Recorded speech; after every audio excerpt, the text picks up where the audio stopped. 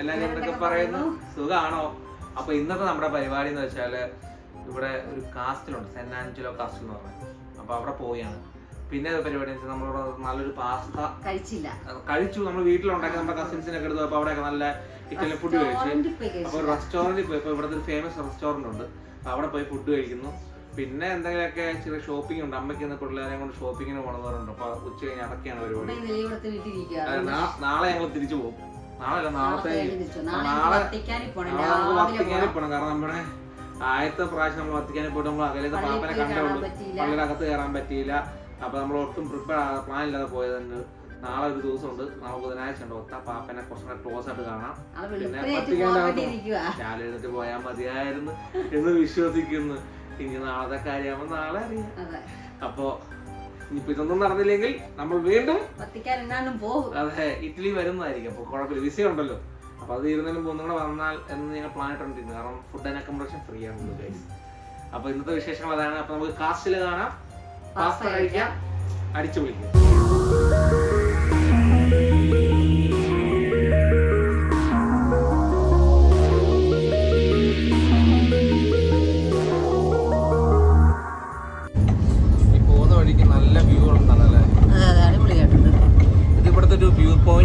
നമ്മൾ കഴിഞ്ഞ ദിവസം വന്നായിരുന്നു ഇവിടെ രാത്രിയില്. ജനിക്കുളം ഹിൽ എന്നാണ് പറഞ്ഞത്. ജനിക്കുളം ഹിൽ ഇവിടെ നോക്കി കഴിഞ്ഞാൽ റോമിന്റെ ഓൾമോസ്റ്റ് എല്ലാ മെയിൻ അട്രാക്ഷൻസ് എല്ലാം ഇവിടെ കാണാം. വത്തിക്കാൻ തൊട്ട് എല്ലാം കാണാം. അല്ലേ?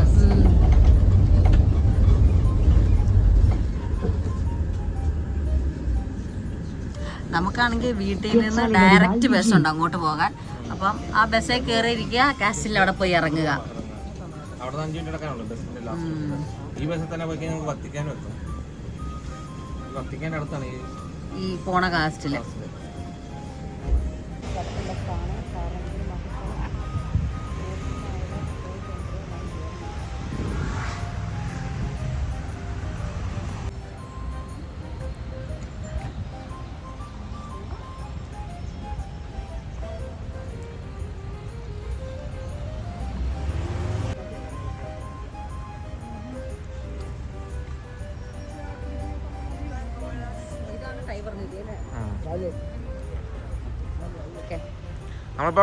നമ്മളിപ്പോ നിൽക്കുന്നത് കാസ്റ്റൽ സെന്റ് ആഞ്ചലോയിലാണ്. കാസ്റ്റൽ സെന്റ് ആഞ്ചലോ ഇവിടുത്തെ ഫേമസ് ആയ ഒരു കാസ്റ്റിലാണ്.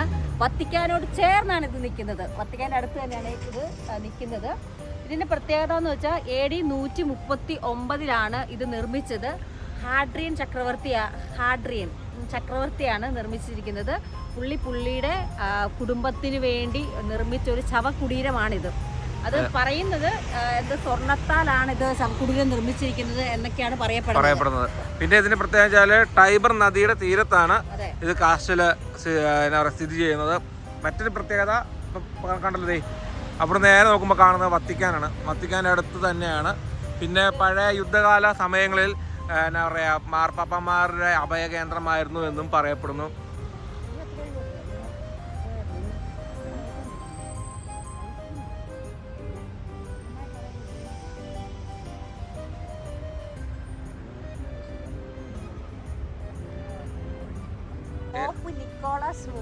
ഈ സെന്റ് ആഞ്ചലോ കാസ്റ്റിലും തമ്മിൽ ഒരു രഹസ്യ വഴി ഉണ്ടാക്കി. ഒരു രഹസ്യ വഴി യുദ്ധകാലങ്ങളിൽ രക്ഷപ്പെട്ട് പോരാൻ വേണ്ടി ഒരു രഹസ്യ വഴി ഉണ്ടാക്കിയിട്ടുണ്ടെന്നും പറയപ്പെടുന്നു. നമുക്കതിൻ്റെ അകത്തോട്ട് കയറാൻ പറ്റുമോ എന്ന് നമുക്ക് നോക്കാം. അതെ, പിന്നെ ശരിക്കും പറഞ്ഞാൽ നമുക്ക് നേരത്തെ ഇതെല്ലാം ഇപ്പോൾ ക്ലോസ് ചെയ്ത് 2 സൈഡിൽ കൂടെ പോകും. ഇപ്പോൾ ഇവിടെ എല്ലാം മെയിൻ്റനൻസ് വർക്ക് നോക്കുന്നുണ്ട്. ആ ഒരു നമുക്ക് പല സ്ഥലത്തുള്ള ആക്സസ് ഇവിടെ നിർത്തി വെച്ചേക്കുകയാണ് ഇപ്പോൾ തൽക്കാലത്തേക്ക്. അപ്പോൾ വരുന്നവർ ഒന്ന് നോക്കിയിട്ട് ഒന്ന് സെർച്ച് ചെയ്ത് പണികളും കാര്യങ്ങളും കഴിഞ്ഞോ എന്നുള്ളതൊക്കെ ഒന്ന് ഉറപ്പുവരുത്തിട്ട് വരിക. വളരെയധികം ടൂറിസ്റ്റുകൾ വരുന്ന ഒരു ഏരിയ ആയതുകൊണ്ട് തന്നെ ഇവിടെ ഇഷ്ടംപോലെ വഴിയോര കച്ചവടക്കാരും അതുപോലെ നമ്മുടെ ഗ്ലാഡിയേറ്ററിൻ്റെ വേഷത്തിൽ ഫോട്ടോ എടുക്കുന്ന ആളുകളും എല്ലാം ഉള്ളൊരു ഏരിയയാണ്. പിന്നെ ഇതാണ് റോമിലെ ആ കാസ്റ്റൽ. ഇതിൻ്റെ അകത്ത് കയറാൻ പറ്റുമോ നമുക്ക് നോക്കാം. എൻട്രി ഉണ്ട്. എൻട്രിക്ക് ടിക്കറ്റ് വേണമെന്നാണ് തോന്നുന്നത്. Let's see.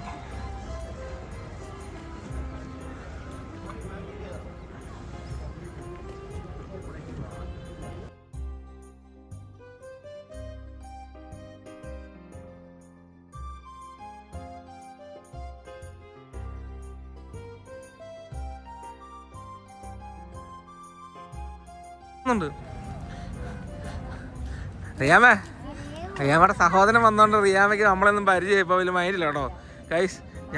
ഞാനിപ്പോൾ ഒറ്റയ്ക്ക് 4 വർഷം കൂടി സഹോദരനെ കണ്ടതുകൊണ്ട് റിയാമ അവൻ്റെ നമ്മൾ ഒഴിവാക്കി. എനിക്ക് റിയാമ ഉണ്ടായിരുന്നു.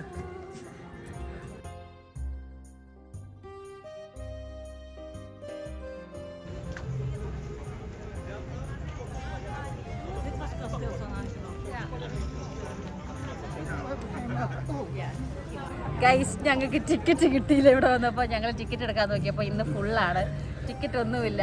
അതുകൊണ്ട് ഇവിടെ പെട്ട് നിൽക്കുകയാണ്. ഇനി എന്ത് ചെയ്യുന്നോർത്ത് നമ്മൾ എന്തായാലും കാസ്റ്റിൽ ചുറ്റും കണ്ടിട്ട് പോവാം. ഇനി അതാ നടക്കുള്ളൂ. പക്ഷെ ഇതിനകത്ത് മെയിനായിട്ട് കാണാനുള്ളത് പുള്ളിയുടെ ആ ശവകുടീരം സ്വർണ്ണത്താൽ നിർമ്മിക്കപ്പെട്ടതാണ് മെയിനായിട്ട് കാണാനുള്ളത്. അത് സ്വർണ്ണത്താൽ ഭയങ്കരമായിട്ട് അലങ്കരിച്ച് വെച്ചിരിക്കുന്നതാണെന്നാണ് ഞാൻ പിക്ചറിലൊക്കെ കണ്ടതല്ലേ.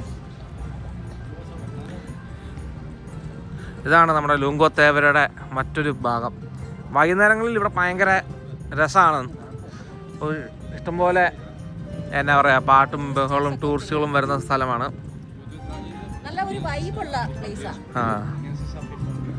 പിന്നെ ഇലയൊക്കെ അല്ലേ റോഡിലൊക്കെ നല്ല, പക്ഷെ ഇന്ന് ഇച്ചിരി ക്ലൗഡി ആണ്, പക്ഷെ നല്ല രസമുണ്ട് കാണാൻ. മൊത്തത്തിൽ കുറച്ചും കൂടെ സണ്ണുണ്ടായിരുന്നു, അടിപൊളിയാണ്.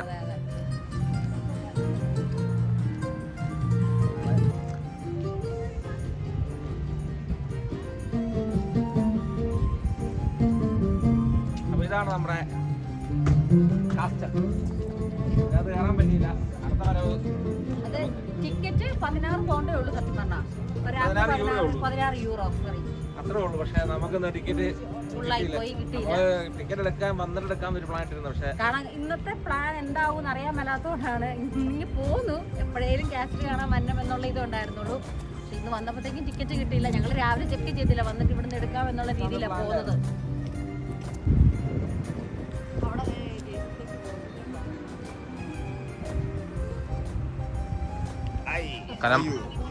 കലമ്പായ എന്നാണ് വിളിക്കണ്ടോ? റിജാമിന്റെ പേര് കേട്ടോ, കലാമ്പായ. ആർക്കറിയാം? എല്ലാ ബ്രാൻഡിന്റെയും ലോക്കൽ സാധനങ്ങളും കൂടെ കിട്ടുന്നതായിരിക്കും. ബെൽറ്റ് വരെ സാധാരണ കൊളോസിയത്തിന് മുമ്പിൽ കണ്ട ആൾക്കാരാണ് ഇവര്. ഇവരെ കൊളോസിയത്തിന് മുമ്പിൽ കണ്ടില്ല, ഗ്ലാഡിയേറ്റേഴ്സിന്റെ വേഷമുള്ളവര്. ഇവര് ഇവിടെ നിന്ന് ഫോട്ടോ എടുക്കാം, പക്ഷെ അവർക്ക് പൈസ കൊടുക്കണം. എത്ര പൈസ കൊടുക്കേണ്ടി വരും, അതുകൊണ്ട് നമ്മളത് വലിയ ഇത് കൊടുക്കുന്നില്ല. അതെ.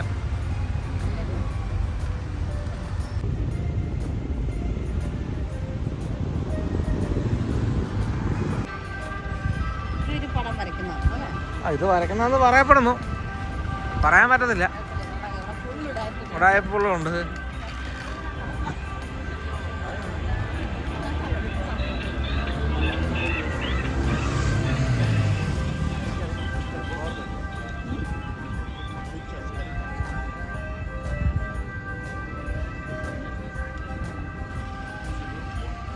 അപ്പോൾ നമ്മൾ കാസ്റ്റിൽ തൽക്കാലത്തേക്ക് ഇവിടെ പറഞ്ഞ്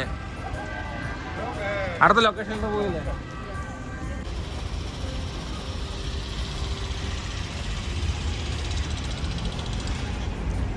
നല്ല കളർഫുൾ അല്ലേ, ഇലയുടെ കളറും ബിൽഡിങ്സിന്റെ കളറും മൊത്തത്തിലൊരു കളർഫുൾ സെറ്റപ്പ്. പിന്നെ താഴെ നല്ല അടിപൊളി ഫൈബർ നദി ഒഴുകുന്നു. സമ്മർ ആകുമ്പോ അങ്ങോട്ട് ഇറങ്ങാൻ വഴിയുണ്ട്, ഇതെല്ലാം അടച്ചിട്ടേക്കുക. ഇത് ക്ലോസ്ഡാ.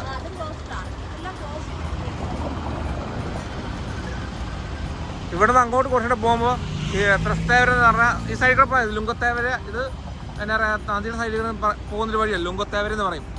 അവിടെയൊക്കെ സമ്മർ ടൈമിൽ ഈ താഴത്തെ ഈ നടക്കുന്ന ഏരിയ ഉണ്ട്, അതിൻ്റെ അവിടെ ഒരു ഏരിയ ഫുള്ള് കടകൾ വരും. അപ്പോൾ നല്ല രസമാണ്. സമ്മർ ടൈമിലാണത്. അതെ, ഫുഡും ഷോപ്പിംഗ് ഒക്കെ ആയിട്ട് വൈകുന്നേരങ്ങളിൽ നല്ല അടിപൊളി വൈബാണ്. നമ്മളിപ്പോൾ ഫുഡ് കഴിക്കാൻ പോകുന്നതും ഒരു ഫേമസ് ആയ എന്നാ പറയുക ഇവിടുത്തെ ഒരു മെയിൻ സ്ട്രീറ്റാണ് നമ്മൾ പോകുന്ന ഏരിയ.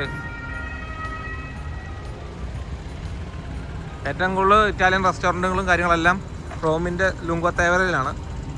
അപ്പോൾ നമ്മൾ അങ്ങോട്ടാണ് പോകുന്നത്. അവിടെ ഒരു നല്ല റെസ്റ്റോറൻറ്റ് ഉണ്ടെന്നാണ് പൊതുവെ പറയപ്പെടുന്നത്. അപ്പോൾ അങ്ങോട്ടൊന്ന് പോയി നോക്കാം.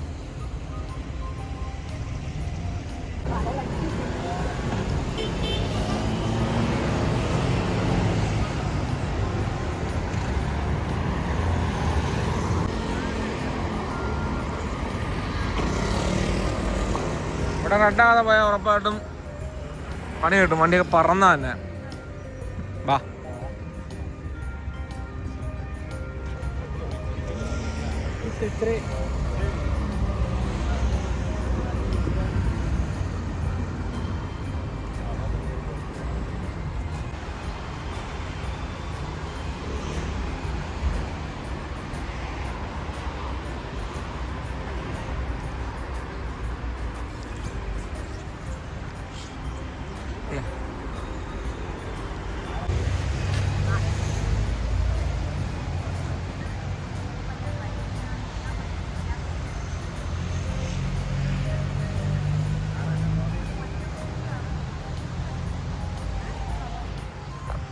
ഏടി ഓ റിയ ഭയങ്കര സ്റ്റൈലൊക്കെ ആണ് കേട്ടോ. Oh my God.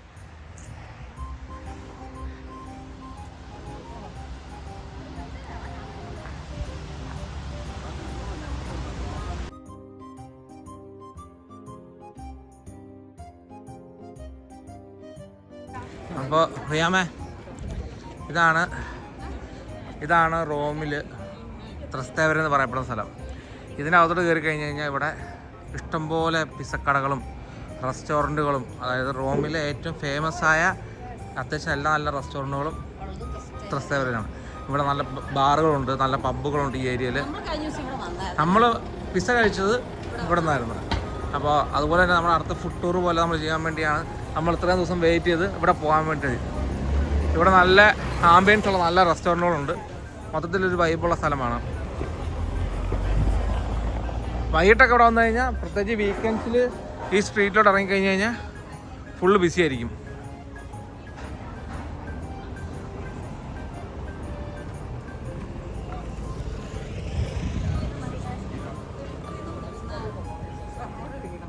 നല്ല രസമുണ്ടല്ലേ ഈ സ്ട്രീറ്റ് കാണാൻ തന്നെ. പഴയ ബിൽഡിങ്ങുകളാണ്, ഭയങ്കര രസമുള്ള സ്ട്രീറ്റുകൾ. ഫോർട്ട് കൊച്ചിയും ചെറിയൊരു യൂറോപ്യൻ സ്റ്റൈലുകൾ അവിടെ അവിടെയൊക്കെ ഉണ്ടല്ലോ.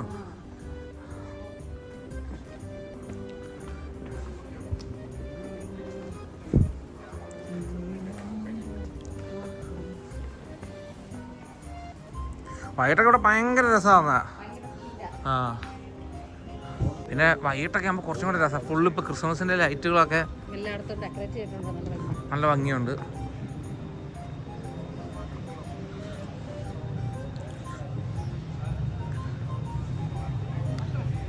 ഇവിടെ അത്യാവശ്യം നല്ല ക്ലീൻ ആൻഡ് നീറ്റായിട്ടാണ് സ്ട്രീറ്റുകളൊക്കെ കിടക്കുന്നത്.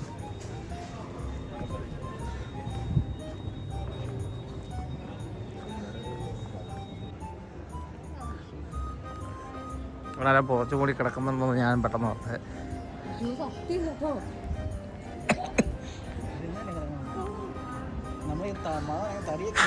അതെ, ഞാൻ പെട്ടെന്ന് അങ്ങനെ താരം ഇവിടെ കിടക്കണമെന്ന് ഓർത്തത്.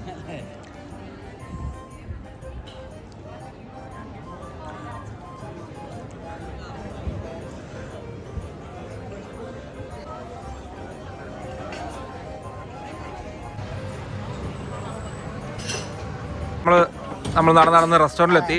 തൊന്നറയിലോ എന്നാണ് ഇവിടെ പറയപ്പെടുന്ന റെസ്റ്റോറൻറ്റ്. അപ്പോൾ നമ്മൾ റെസ്റ്റോറൻറ്റ് ഫുഡും കാര്യങ്ങളും നമ്മൾ വേറെ വ്ളോഗായിട്ട് സ്പെഷ്യലായിട്ട് ഇടുന്നുണ്ട്. അപ്പോൾ ജസ്റ്റ് ഫുഡ് വരുന്നതും കാണിക്കുന്നതേ ഉള്ളൂ. അത് കഴിഞ്ഞിട്ട് നമുക്ക് വേറെ എന്തെങ്കിലും ആഡ് ചെയ്യാം. ഒരു ഫുഡ് വ്ളോഗ് നമുക്ക് ഇതിനു വേണ്ടി സ്പെഷ്യൽ ഇടാം. അതായിരിക്കും നല്ലതല്ലേ. നമുക്ക് പറ്റുന്ന നല്ലാണ്ടൊന്ന് നല്ല റെസ്റ്റോറൻറ്റ് നമ്മൾ സെലക്ട് ചെയ്തിട്ടുണ്ട്. അവിടെ പോയി നമ്മൾ കഴിച്ചതിൻ്റെ വീഡിയോസ് നമുക്ക് ചെയ്യാം. റിജാമോനെ, പക്ഷെ റിജോയ്ക്ക് ഇവിടെ നിൽക്കുന്നുണ്ട്. ഇപ്പോൾ പാസ്തയുടെ വലിയ താല്പര്യമില്ല. അതിന് ചോറും കറിയും മതി നടക്കുവാണ്. അപ്പോൾ ഗൈസ് നമ്മൾ തണ്ണറയിലാണ് പാസ്തയ്ക്ക് വേണ്ടി വെയിറ്റ് ചെയ്യുകയാണ്. ഭയങ്കര ബിസി. അത് ഈ ഉച്ചനേരത്തൊക്കെ നല്ല ബിസി. ഭയങ്കര തിരക്കായിരിക്കും അവിടെ. അത് പാസ്ത കഴിക്കാൻ വയറ് വേണമല്ലോ എന്ന് പറഞ്ഞാൽ ഉച്ചയ്ക്ക് വന്ന് ഞങ്ങൾ കഴിക്കുന്നത്. ഫുഡ് കഴിക്കാം. ഇന്ന് ചെറിയ തണുപ്പുള്ള വെതറാണ്. അപ്പൊ നൈസ് ഒരു ആംബിയൻസും കിട്ടി. ഫുഡ് കഴിക്കുന്നു.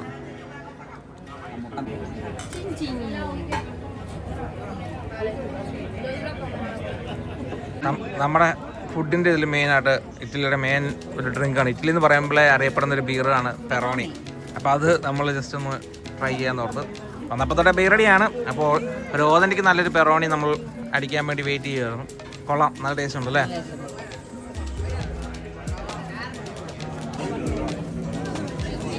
അപ്പോൾ നമ്മുടെ ഫുഡൊക്കെ വന്നിട്ടുണ്ടല്ലോ അറിയാമേ. അതെ, ഒന്ന് കർബോണാരയും പിന്നെ അത്രിച്ചാനോ, പിന്നെ ഒരു ഓക്സിറ്റൈലും വാങ്ങിയിട്ടുണ്ട് ഞങ്ങൾ.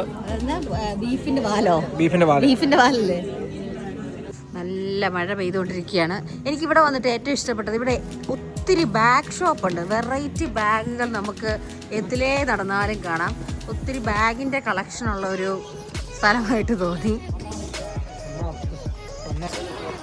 പോകുന്ന വഴിക്ക് ഇതേ റെസ്റ്റോറൻ്റൊക്കെ കാണാൻ ലൈറ്റൊക്കെ ഇട്ട് നല്ല അടിപൊളി വ്യൂവും കാര്യങ്ങളും. കുറച്ചുകൂടി ഇരുട്ടാണെങ്കിൽ ഈ ലൈറ്റിനൊക്കെ നല്ല ഭംഗിയായിരുന്നു. ക്രിസ്മസിൻ്റെ ലൈറ്റൊക്കെ അവിടെ ഇട്ടിട്ടുണ്ട് ആ സ്ട്രീറ്റിലൊക്കെ.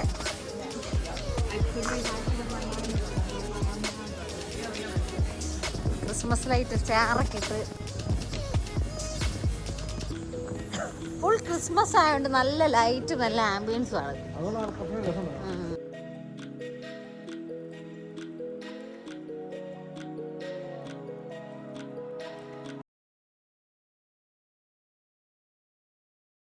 അങ്ങനെ പാസ്തയൊക്കെ കഴിച്ചത് ത്രസ്തേവരെയൊക്കെ ഒന്ന് കറങ്ങി നമ്മൾ തിരിച്ച് വീട്ടിലോട്ട് പോവുകയാണ്.